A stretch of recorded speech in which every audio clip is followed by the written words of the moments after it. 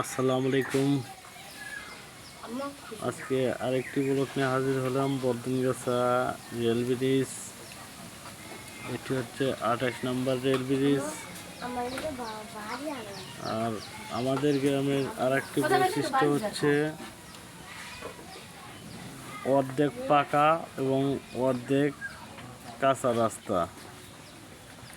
যদি এটা দেখতে চান তাহলে আপনাকে বর্দনগাছাতেই আসতে হবে।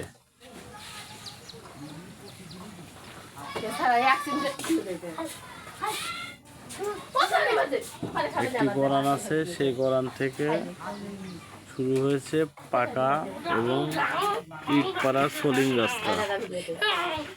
এই রোডে গাড়ি পাওয়া যায় সকাল 8টার থেকে এবং সন্ধ্যে 6টা পর্যন্ত।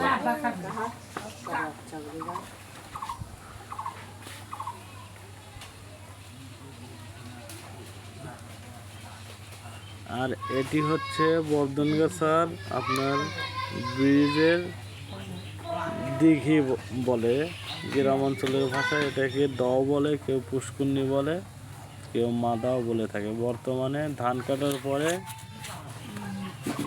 পুরোপুরি চড়া কিন্তু দেখা যাচ্ছে। ওই যে দেখতে পাচ্ছেন ওটা হচ্ছে বর্দনগাছা রেলগেট।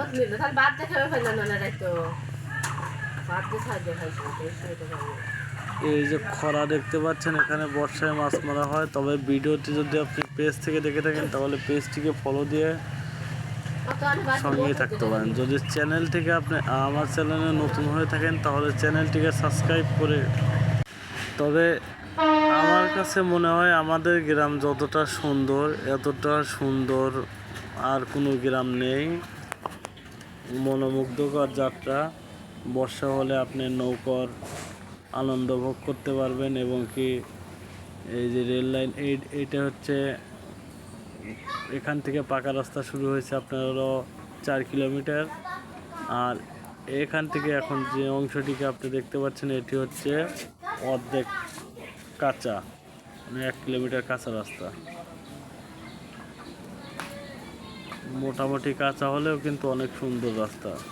এই রাস্তায় আপনার পুরোপুরি 10 টাকার ভাড়া।